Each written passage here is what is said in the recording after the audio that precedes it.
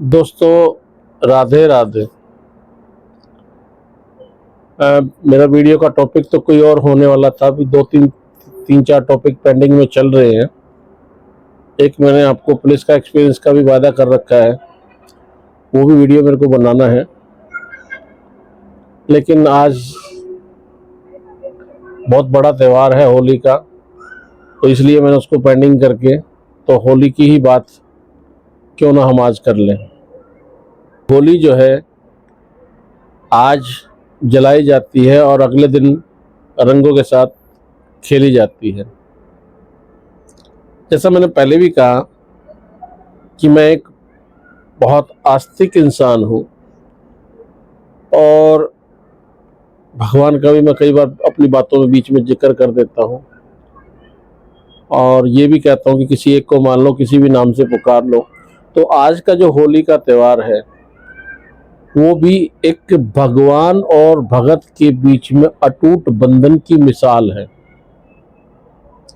और सच कहूँ ना तो जैसे महाभारत में अर्जुन को तेल के अंदर मछली दिखाई गई थी, मछली ऊपर बंधी हुई थी, तेल नीचे था, वो नीचे देख रहा था। तब गुरुजी ने पूछा कि क्या दिखाई दे रहा है तीर चलाने के लिए। तब अर्जुन ने कहा था कि मेरे को तो सिर्फ इस तेल के अंदर ऊपर जो मछली है उसकी आंख दिखाई दे रही है। तो ऐसे ही मेरे को किसी भी कहानी में, किसी भी इंसिडेंट में, किसी भी घटना में जो मेरे मतलब की चीज़ होती है मेरे को वही नज़र आती है और दाएं बाएं की नज़र नहीं आती।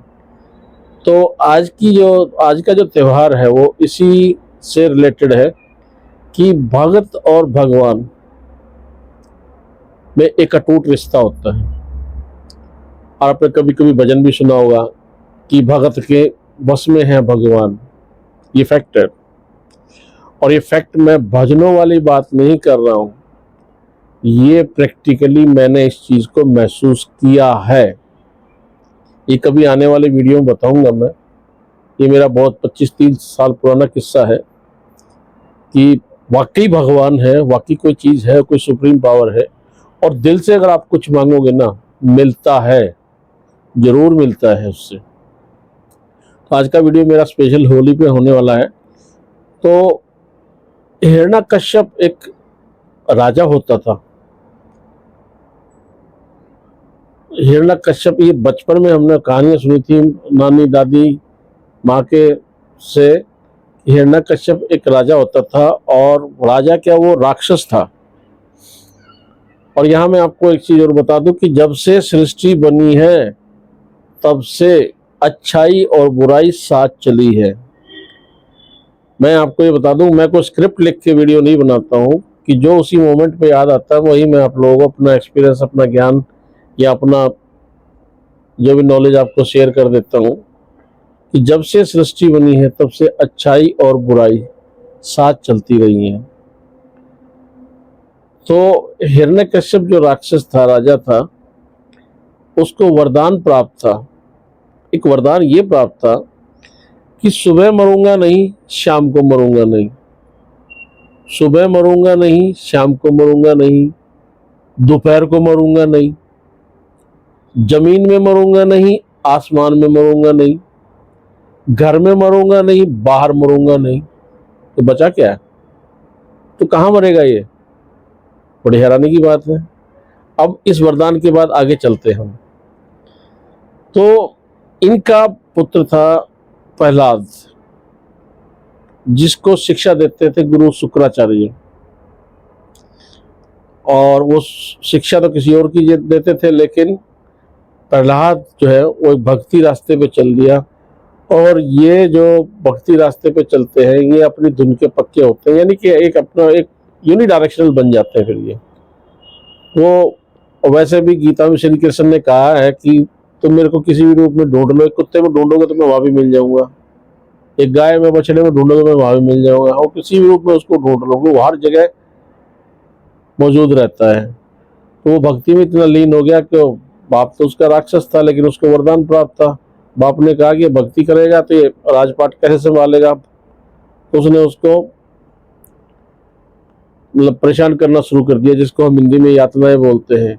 कभी सांपों से कटवा देना, कभी गर्म पानी कुंड में डाल देना, कभी ठंडे पानी कुंड में डाल देना, और बहुत सारे तकलीफें दी, कभी पेड़ से बांध देना, लेकिन उसने जो है उस भगवान का नाम लेना नहीं छोड़ा। वो सिर्फ एक ही बात कहता था राजा अपने बेटे को, प्रहलाद को, कि तू इस भगवान की भक्ति छोड़ दे, कि तेरा भगवान कौन है।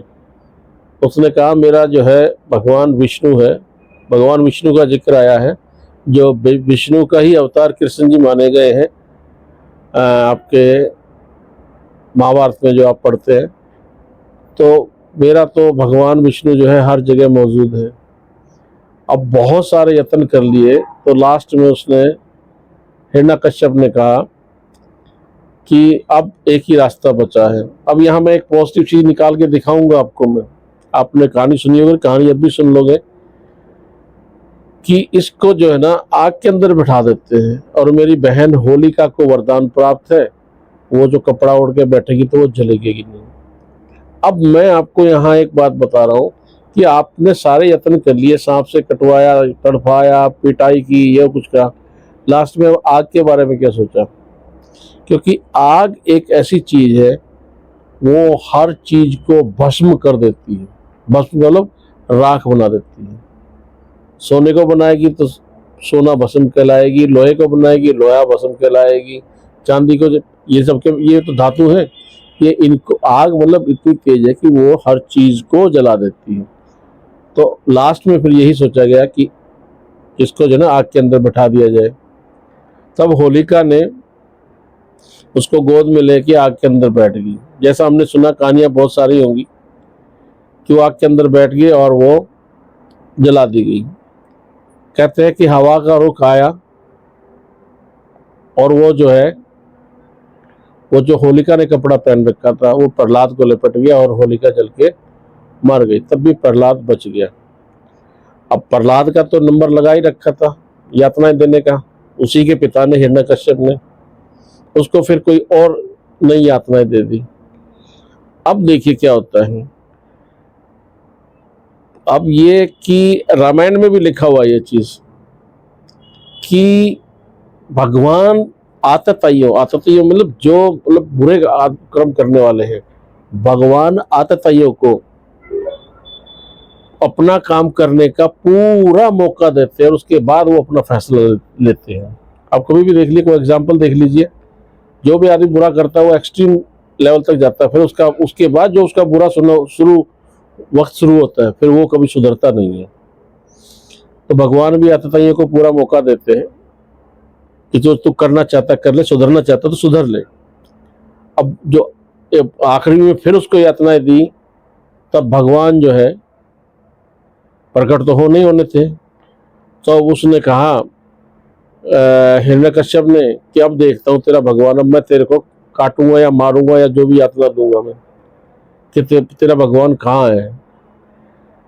तब भक्त प्रहलाद ने कहा था मेरा भगवान अब भी यहाँ मौजूद है। ये एक दिल की बात है, ये अपनी आस्था की बात और मानने की बात है कि मेरा भगवान यहाँ भी मौजूद है। कह रहा कहाँ है? कह रहा इस खंबे के अंदर भी मेरा भगवान है। और बताते हैं वाकई ऐसा ही हुआ है कि उसके अंदर से, हाँ एक चीज और मैं बीच में छूट गया था बताना, कि जो उसमें वरदान जो प्राप्त था, उसमें एक वरदान ये भी था कि इंसान से मरूंगा नहीं, जानवर से नहीं मरूंगा। उसको वरदान क्या क्या थे? सुबह मरो नहीं, शाम मरो नहीं, दोपहर मरो नहीं, घर मरो नहीं, बाहर मरो नहीं, जमीन पे मरो नहीं, आसमान में मरो नहीं, और इंसान से मरो नहीं, जानवर से मरो नहीं। सारे तो वरदान प्राप्त थे उसको। अब खंबे के अंदर से जो भगवान निकल के आए खंबा फाड़ के, ना वो इंसान रूप में थे ना वो जानवर के रूप में थे। आधा शरीर इंसान का था, आधा शरीर जानवर का था। तब उनको नरसिंह अवतार कहा गया। नीचे नर का शरीर था, ऊपर सिंह का, शेर का शरीर था। अब उन्होंने हिरण्यकश्यप को जो है राजा को सजा तो देनी थी, क्योंकि भक्त को बहुत ज्यादा परेशान कर दिया था, लेकिन उसको वरदान प्राप्त था, मारे तो मारे कैसे। अब जो है नरसिंह ने, भगवान नरसिंह ने उसको अपनी जांग के ऊपर बैठा के उसकी छाती फाड़ी, तब उसकी मौत हुई। जांग के ऊपर क्यों बैठाया? कि उसको वरदान प्राप्त था कि जमीन में मरूंगा नहीं, आसमान में मरूंगा नहीं, घर पे मरूंगा नहीं, बाहर मरूंगा नहीं। और जांग भी कहाँ, घर की दहलीज में बैठ के अब तब अपनी जांग पे उसको लेटा के, और जब उसकी छाती फाड़ी थी। तो घर पे मरूंगा नहीं, घर नहीं मरा, बाहर नहीं मरा, जमीन में नहीं मरा, आसमान में नहीं मरा, दहलीज में मरा। तो इसी से रिलेटेड ये हमारा होली का त्यौहार मनाया जाता है। क्योंकि ये चीज़ें जैसे हमने अपनी दादी नानी से कहानियाँ सुनी हैं, आजकल बच्चों को बतानी चाहिए था कि थोड़ा अपना कल्चर जिंदा रहे। हमने सुनी है तो हम आपको बता रहे हैं, आप आगे बच्चों को बताएंगे या बच्चे सुनेंगे अपने बच्चों को बताएंगे, तो ये चीज़ें जिंदा रहती हैं। वरना ये चीज़ें कुछ दिनों बाद ख़त्म हो जाती है। नहीं तो फिर वही आएगा, यूट्यूब पे मॉरल स्टोरी देख ली, क्योंकि आजकल तो अच्छी किताबें तो मिलती नहीं है, और किताबों की आजकल कोई जरूरत समझता भी नहीं, गूगल करो सब कुछ मिल जाता है। गलत है तो गलत मान लिया, सही है तुमने सही एक्सेप्ट कर लिया। तो आज का मेरा सिर्फ कहने का मतलब यही था कि भक्त के बस में है भगवान। इसके साथ ही मैं वाइंड अप करना चाहूँगा। फिर मैं वही रिक्वेस्ट करूँगा दूध बाबा 9 फैमिली को कि मेरे इस चैनल को आप आगे फॉरवर्ड कीजिए, शेयर कीजिए, फॉलो कीजिए, सब्सक्राइब कीजिए, कमेंट्स भी ज़रूर कीजिए। क्योंकि मैं हर बार एक ही बात कहता हूँ कि अच्छी चीज़ फैलती रहनी चाहिए।